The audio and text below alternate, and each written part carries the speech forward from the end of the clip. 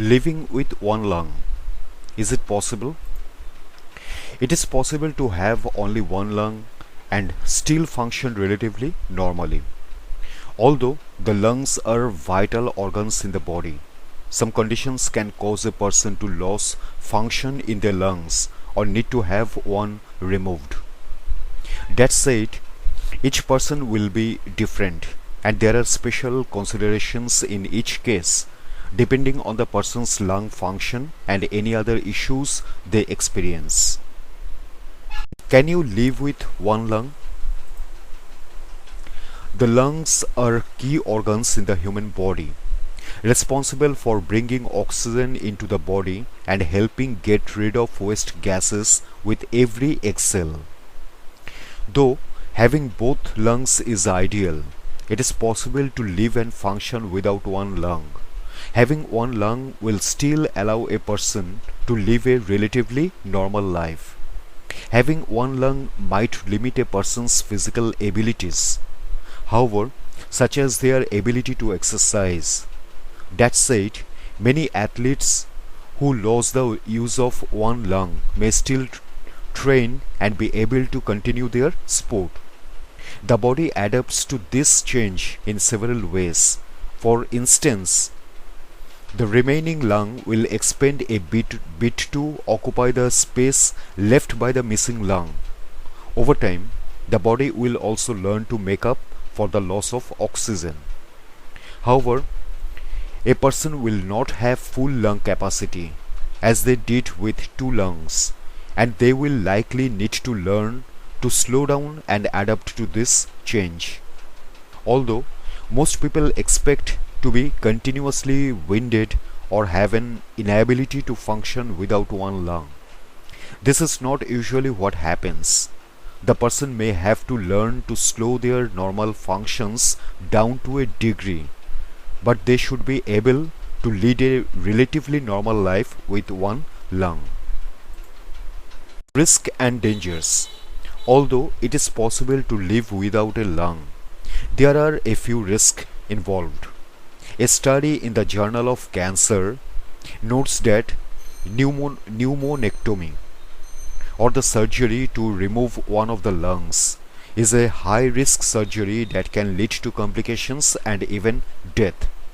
Possible complications associated with pneumonectomy include respiratory failure, excessive bleeding and shock, abnormal heart rhythms or arrhythmia, reduced blood flow, blood clots in the lung or pulmonary embolism, pneumonia.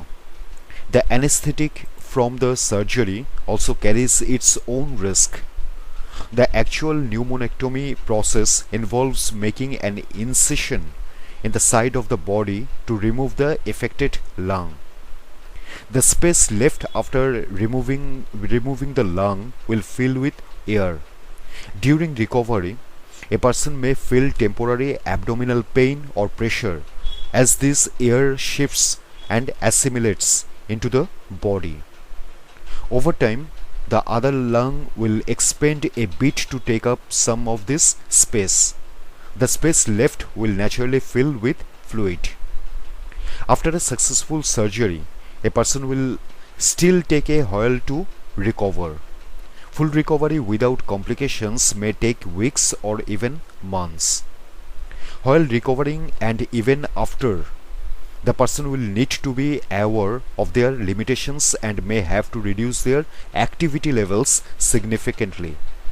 Some things may cause a person to feel more winded and could put them at risk of reduced blood flow or fainting. Even everyday activities such as getting out of bed in the morning, standing up from a prone position, or walking upstairs may cause the person to feel very winded. Additional factors will also play into a person's risk. For instance, their general health before the surgery, their age, and any other health conditions they have may affect their individual risk. People with a history of smoking or other lung conditions that limit their lung function will need to be extra careful.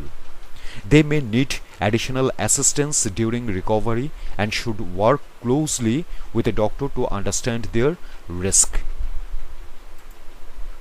For an otherwise healthy person, having a lung removed should not cause them to be severely limited. Each person will have to learn their own limitations in each situation, as no two cases will be exactly the same. A person with other issues that affect the lungs or make it more difficult to breathe may find living with one lung more challenging. Complications from lung disease or a history of smoking may make it more likely that the person experiences symptoms such as being easily winded or having difficulty catching their breath. Even still, individual outlook can vary greatly, although people should not expect to return to their full lung function after a lung removal. In most cases, they may still be able to operate relatively normally. A lung removal procedure is typically only one part of a person's treatment. Their adherence to their other treatment regimens will also affect their overall outlook. Therapies such as pulmonary rehabilitation are important factors in a person's recovery and overall lung function. A doctor will also give the person breathing exercises to do at home. Always work with a doctor during the recovery process to discuss possible therapies, as these therapies can be important steps to recovery.